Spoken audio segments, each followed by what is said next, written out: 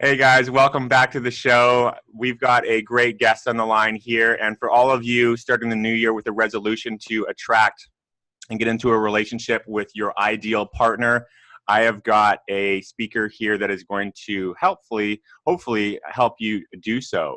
So I'm going to introduce Katya Morozova. I did it again. I'm going to let her come out and pronounce her name. This is take two, folks. This is take two. I'm awful with names, so I apologize for that. Good. But it's I'm Katya.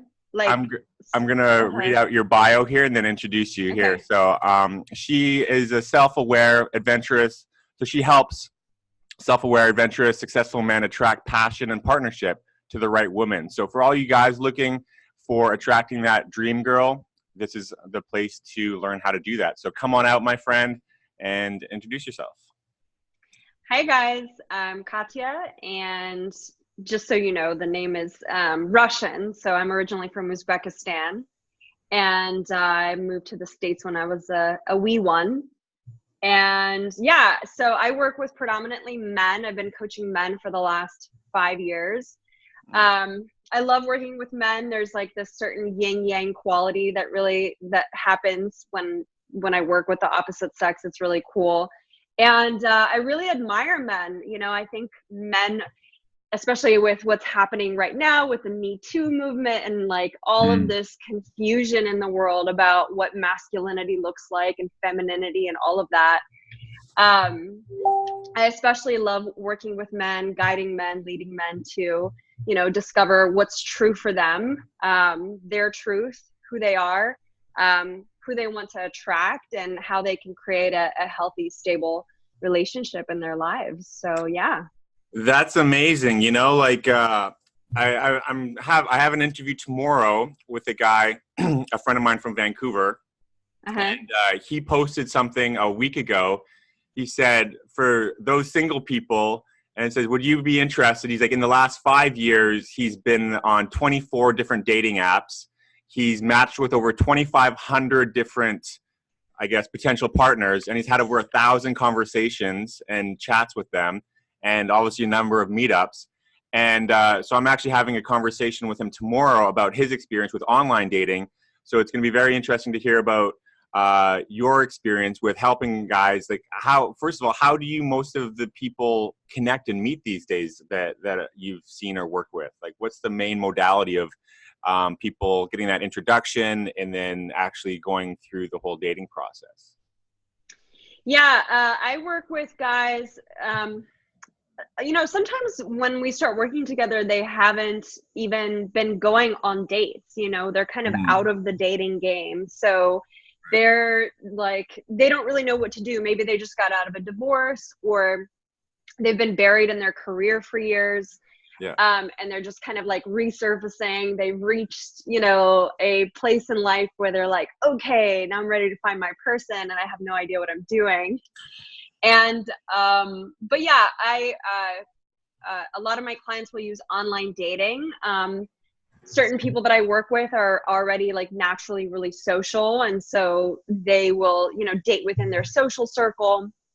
But dating apps are a really great way to meet people. You just kind of have to use it the right way, use it strategically, because you can get lost in it, just like you can get lost with social media. You know, It's the same kind of thing. Yeah. Well, that's the reason. Like I was having a pre-interview call with him last week, and he's like, dude, I've spent like thousands of hours, like in the last however many years, just messaging with girls. And he's like, it is just like a vortex. And I know some guys who have people like kind of like VAs handle and outsource their dating life, you know, like, and then they just set up the dates. Like it can become like a full-time job, especially in a city like where you live in LA.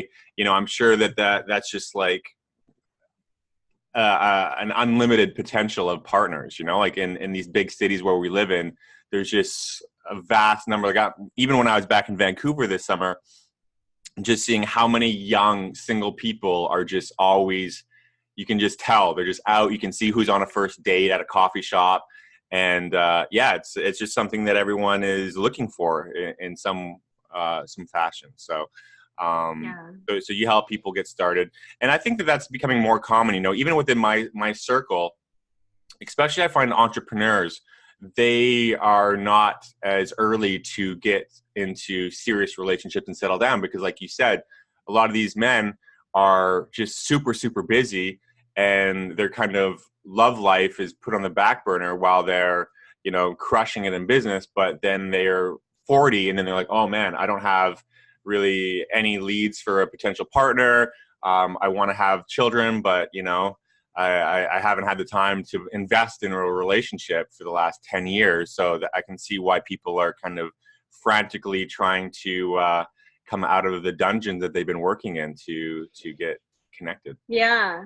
Yeah, it's really interesting that you said that, because one of the things that I work on with people is, you know, dating as a skill or relating as a skill, Right. you know, and I think that people have this idea that dating should come naturally, you know, that talking to people and getting into a relationship should come naturally.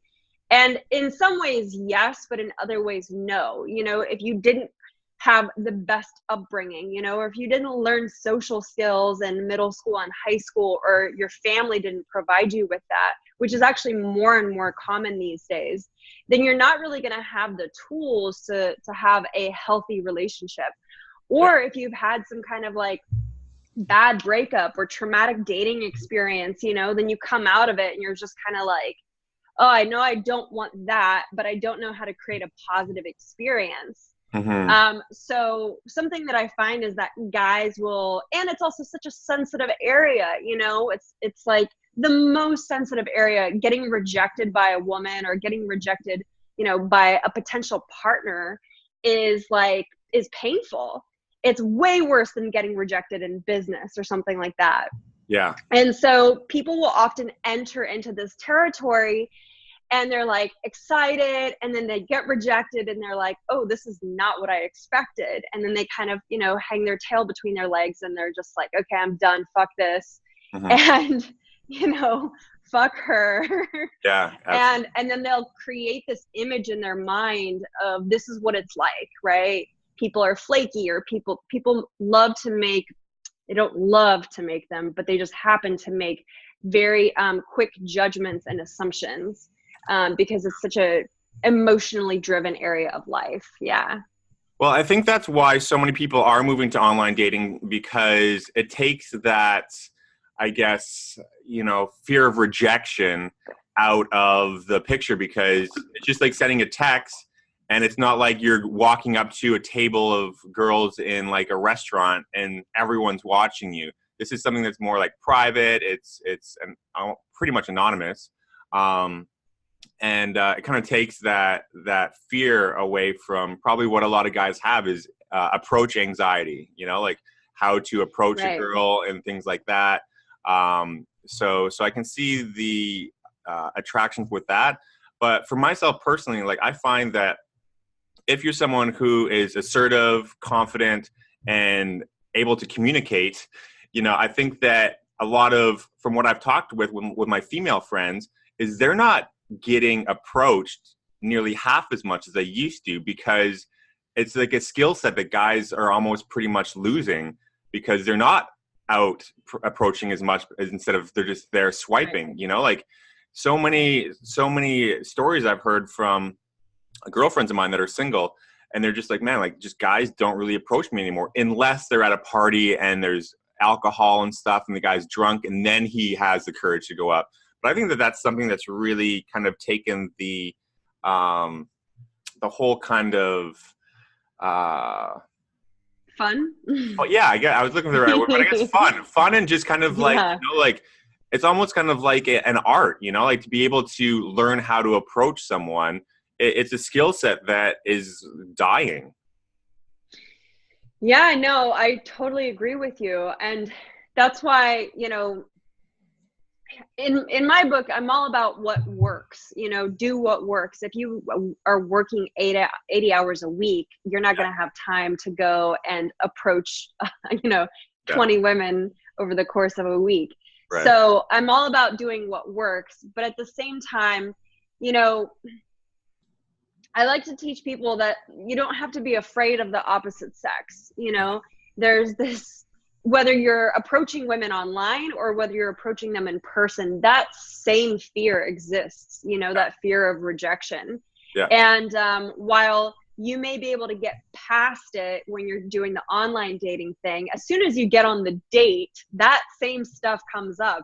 Yeah. It's like you're just meeting them for the first time. Mm-hmm. So, so really, I think you're totally right.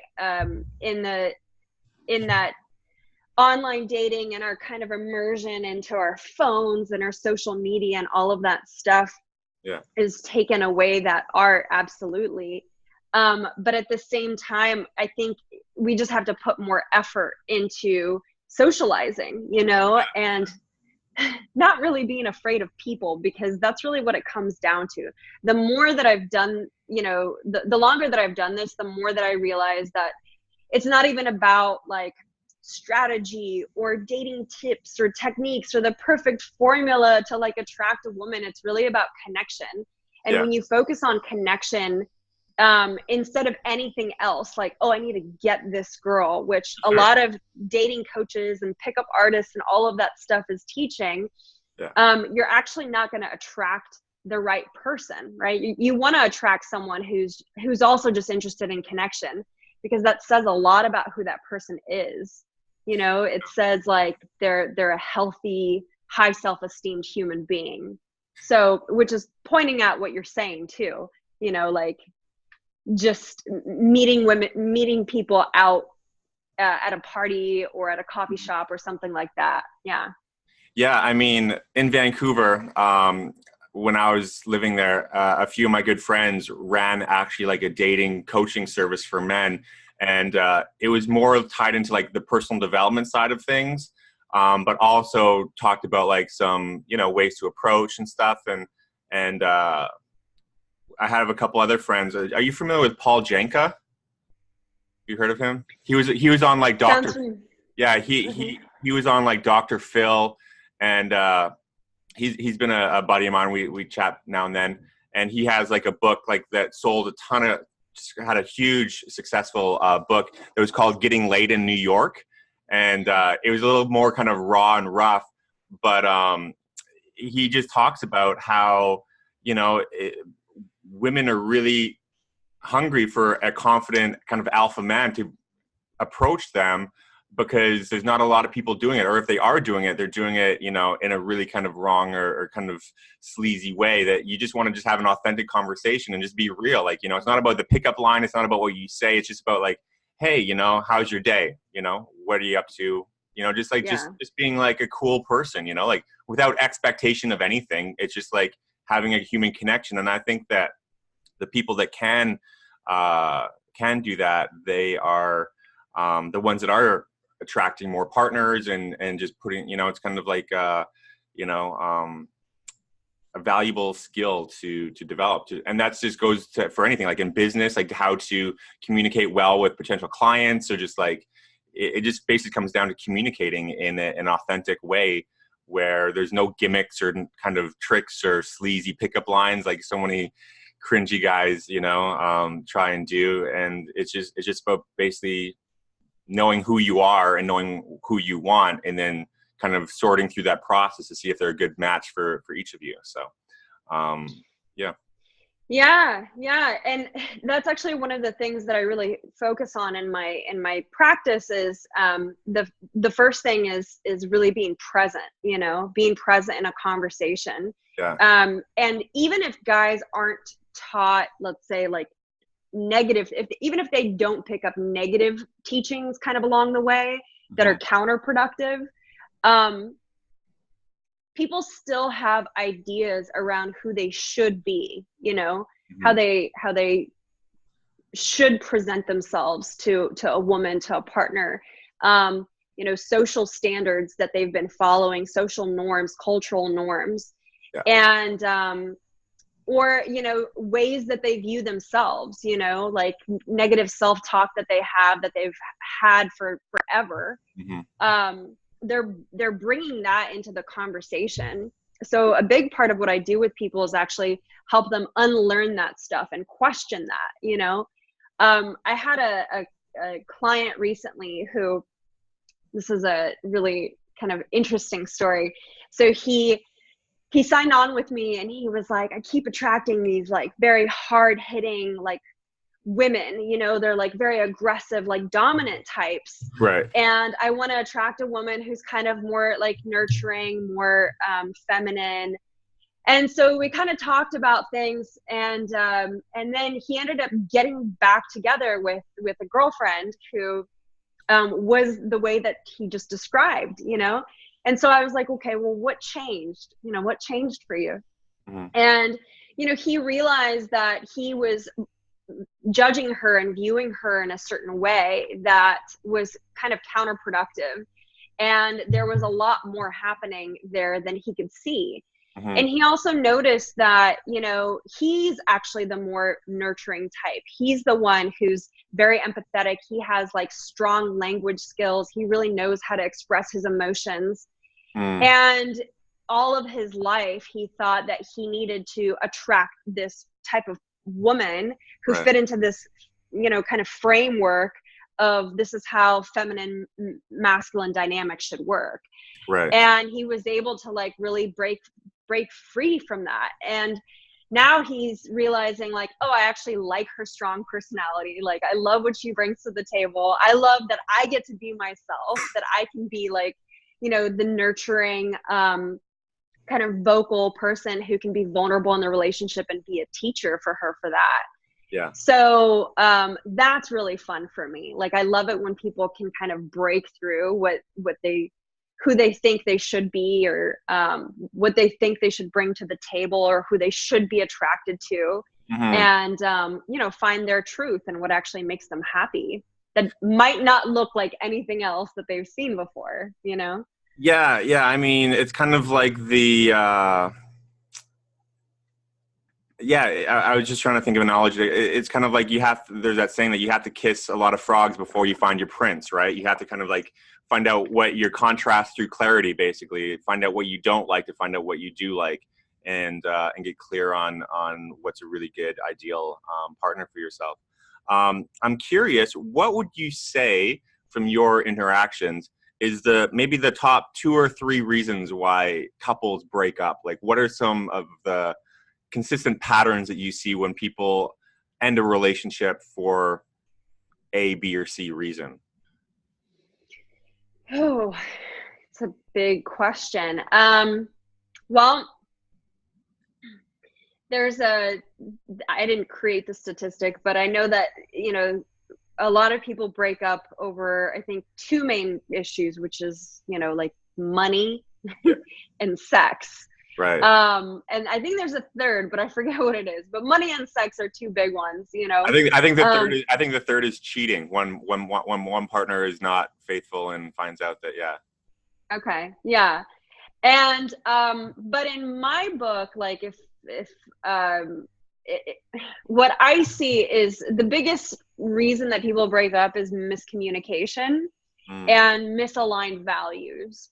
So miscommunication is, again, relationships are such a sensitive place to be in.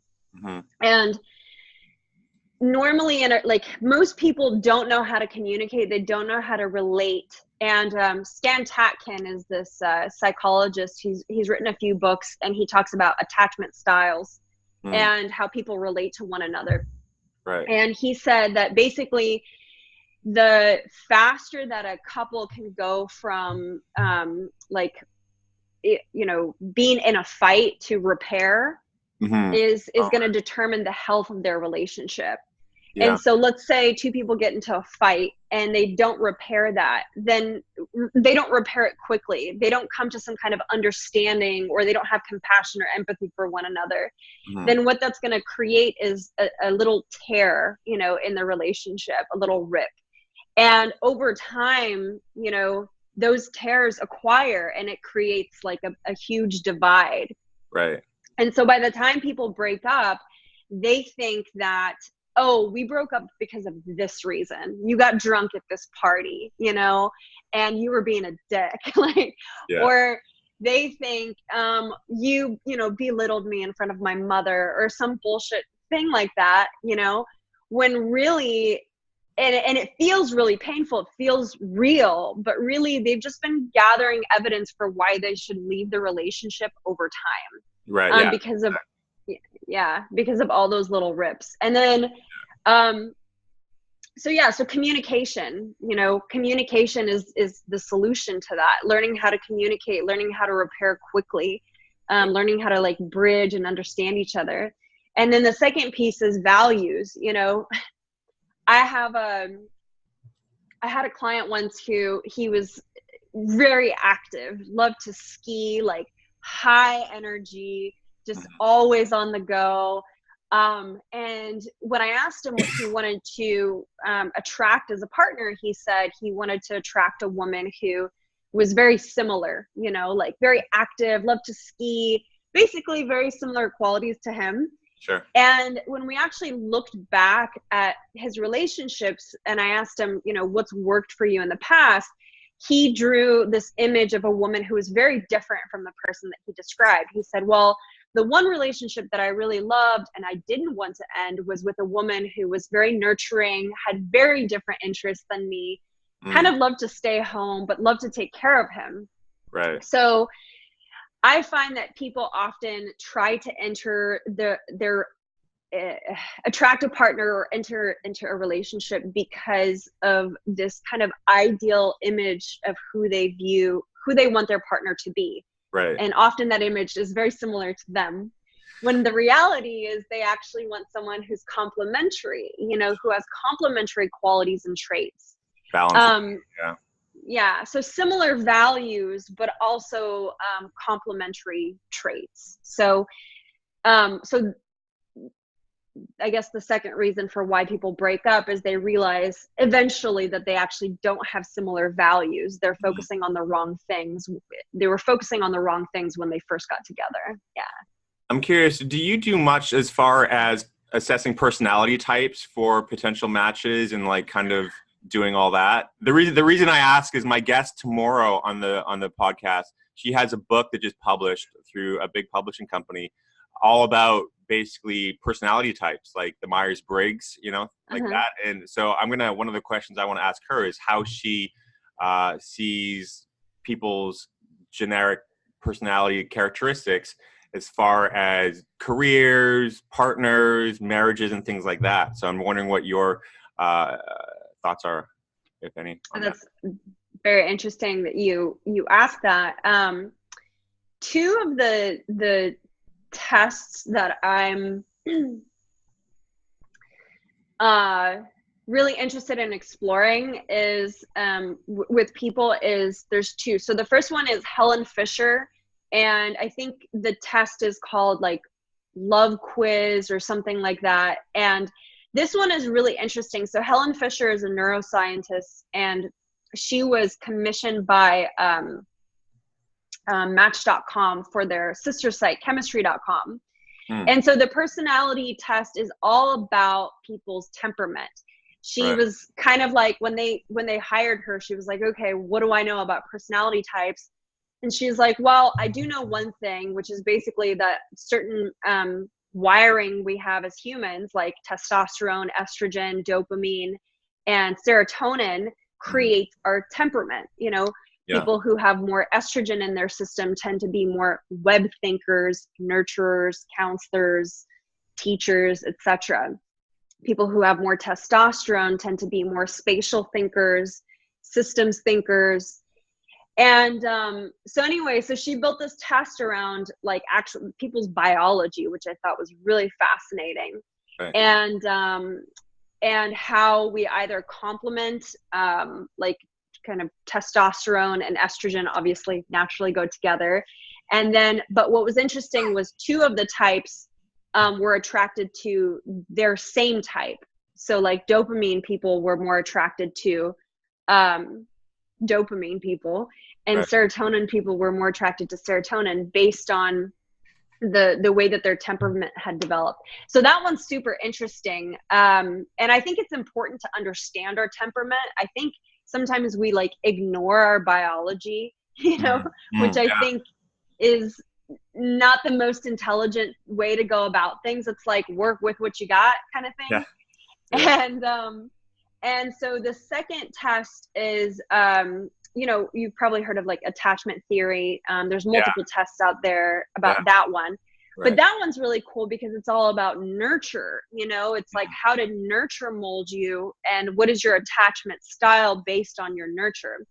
So my view and something I'm synthesizing is how can you learn about your biology and, you know, basically nurture and nature so that you can learn more about what works for you as a partner. Yeah, but of course, I still think, you know, we're powerful. Like we can create things with our word. We can create things with our intention. So understand all of that stuff and still, you know, create with your words, create with your intention, your values, and what's important to you. You know, the most fascinating book I've read probably in the last 5 years was called The Truth, The Uncomfortable Conversation About Relationships. Ooh, I haven't heard of that one. No, it's ridiculous. It's by Neil. Well, you know the author, I'm sure. Oh, yeah. So Neil Strauss, he was best known for his book called The Game, like kind of like the pickup thing for men. I actually never read that because that's not really my thing. But a friend of mine, he was like, dude, you got to read this other book called The Truth. It was like I was rushing home from whenever I was out to come back home and just like binge read this book. It was the most incredibly interesting, super, you know, vulnerable, like what he shared in it. Like he was in sex addiction rehab. He was going through these intense, because basically after he wrote The Game, made millions of dollars, had, you know, thousands of girls, and then he just went into a really, really dark place and basically was trying all these different relationships, like polygamy, lived in a house with like 4 different girls and he was dating all of them, and then going into like sex rehab, and then going through why I brought this up is because he realized that he had attachment issues with his mother. So it all goes back to this nurture, unhealthy, almost physical relationship with his mother that was just overly, I guess, you know, it's such a gray area between parental relationships, but I guess his with his mother was very, very borderline, not sexual, but very unhealthy, you know, with the attachment and enmeshment, which is a term that I've never heard before, but it's basically when the one parent kind of looks at the child as their partner that they're getting support from. And it was just really interesting reading about all that. But yeah, if you're interested in that, I highly recommend The Truth, because it's the most fascinating book I've read probably in the last 5 years. Not only relationships, but any topic. He's just like, he's a great author. You know, he's got a lot of other books that have done really well, but this one was definitely goes deep into relationships and going into some very dark places around them as well. So yeah, it's interesting what you said though. Like, you know, here's this person who went on this like long journey, kind of searching for some kind of answer to his kind of relational problem, and then it comes down to something very simple, which is, I had a broken relationship with my mom. You know? Yeah. So.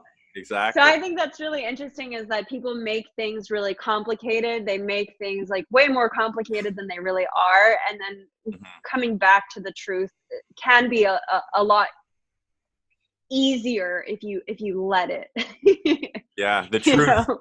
The truth. There's a reason why he called it that, I guess, because that's what you have to get down to really uncover why things are the way they are in relationships and in life. You know, like if you want to go deep, like I'm really involved in personal development and just getting clear on who you really are and why you are that way and what made you that way. I think it's something that people don't really spend as much time on. They are so outward focused with all these other stimuluses, but they don't really go deep very often. But that's really where a lot of that truth comes up. So that's pretty awesome. Do you find that a lot of people are not opting to get married these days and do the whole family thing? Like, do you find a lot more single, you know, I guess more professional, career-driven people, not even career-driven people, just people in general. Like I'm kind of seeing a trend in that even here in Japan, their marriage rate is just dropping, and same in Korea, it's dropping drastically, where people are just saying, no, not for me, and staying single and just maintaining an active dating life. I haven't seen the drop so much with my clients. I couldn't say for the general population. I know that divorce rates are rising, so I could see why people don't want to get married. Right. I do think that there's a movement, happening, that there's more people who are entertaining things like polyandry and open relationships and things like that. I think that more people are waking up to the kind of that marriage could be a broken system, or at least it could be a broken system that's viewed from the traditional sense, Right. At the same time, I see other people who, conscious people who are really coming up and have very public relationships and are, creating their own vows, but not just vows to say, but like literal agreements for how they're going to choose to operate inside of their marriage, which I think is really, really cool and really fascinating and inspiring. Yeah. So I think that I guess what I'm seeing is just like all of these different, like people are heading in a lot of different directions. And my hope is that people just question the status quo, like my personal view is I want to, get married. I'm currently dating. I had a really funny realization recently. I've never been someone who has been like excited about a big wedding. Like I've never dreamed about weddings like some of my friends have. Like I've had girlfriends who like tell me like totally vision their wedding. And I realized recently that it's because I don't have any intention of having a traditional wedding.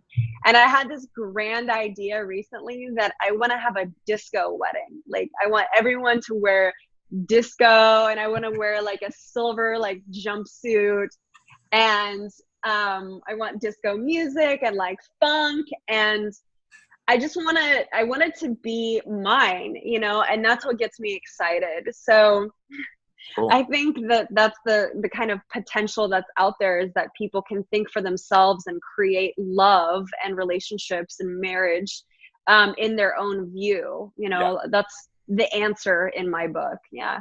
So let me ask you, as a dating coach who's single and dating, what's that like? Do you have a different perspective, being like, you should be doing this, you should be telling me this? Like, do you kind of catch yourself sometimes like qualifying a guy depending on what you hear with and have experience in your business? That's a great question. I think I used to be really weird around dating when I first became a dating coach. Yeah. And so how long ago was that?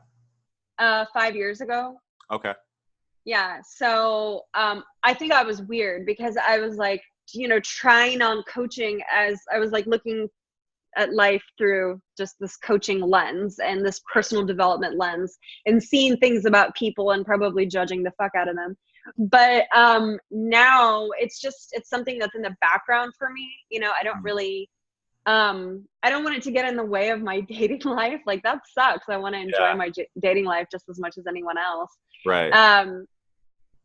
But yeah, I think, dating for me right now, being a dating coach and dating is super valuable because I really get to see the distinction between what I want is different from, let's say, what my clients want. And that's really cool because, again, like what's true for them might not be true for me, and vice versa.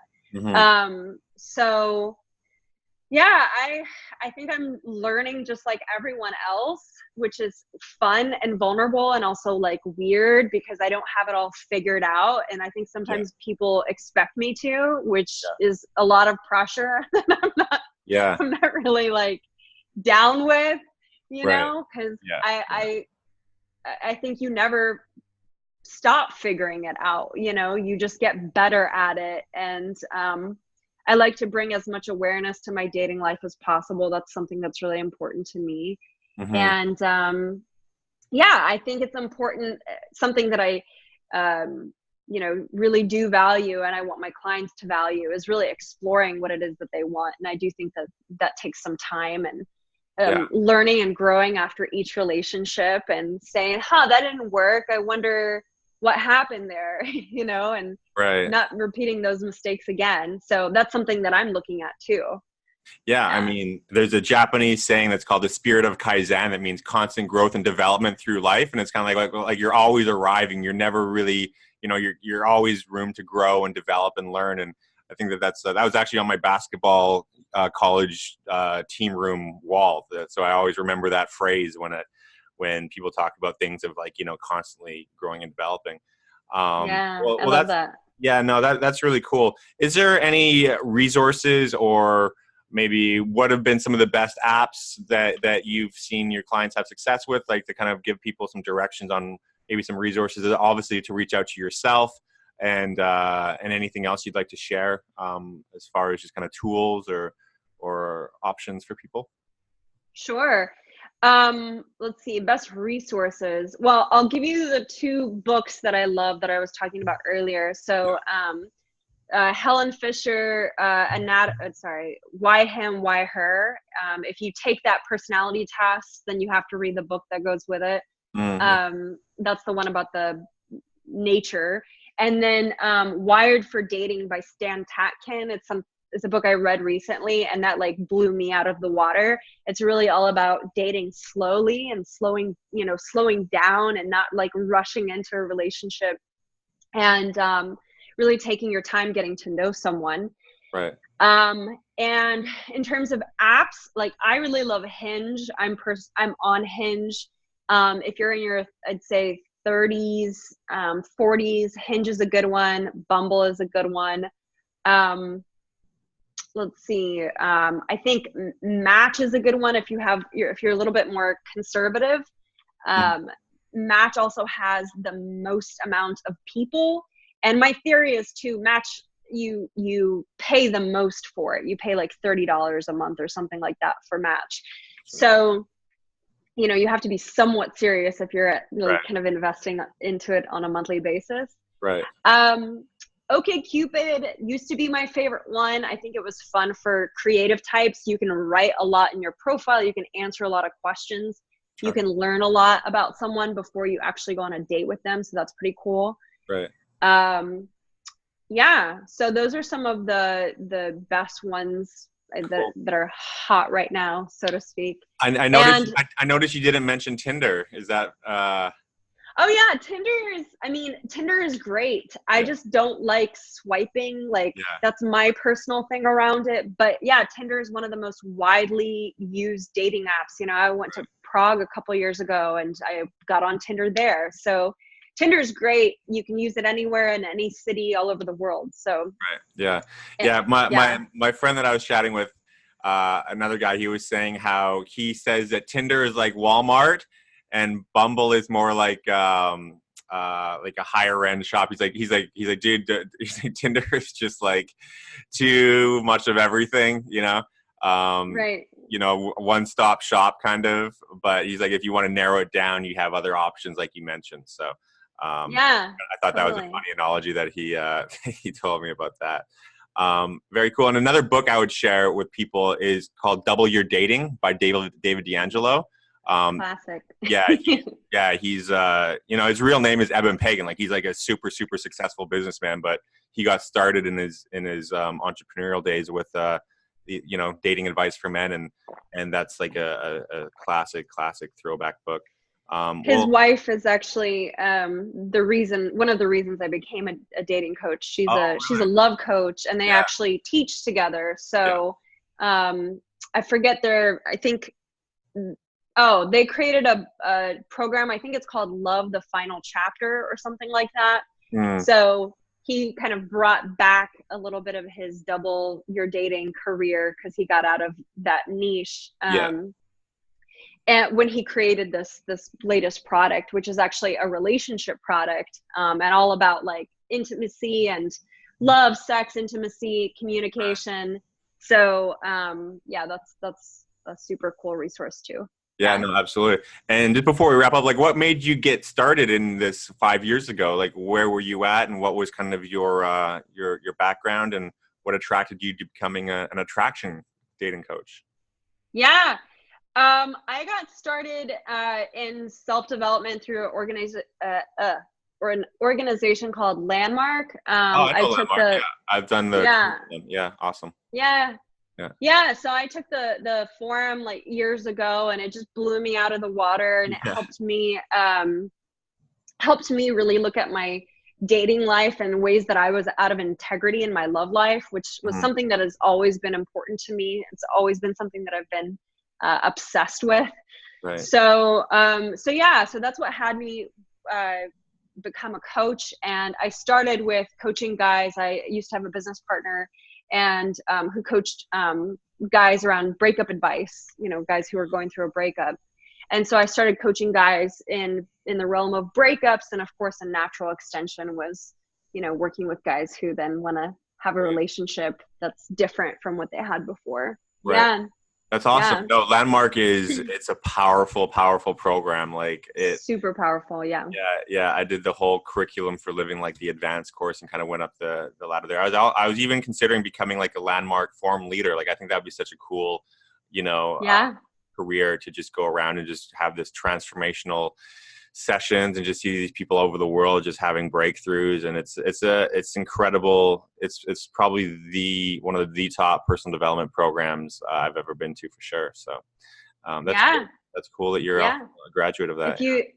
If you haven't, have you done their communication courses? Yeah. You did the Access to Power and the Power to Create? I did that, and I did the advanced course, the communication, and I also did one of their leadership ones. I can't remember what it was. ILP or TMLP?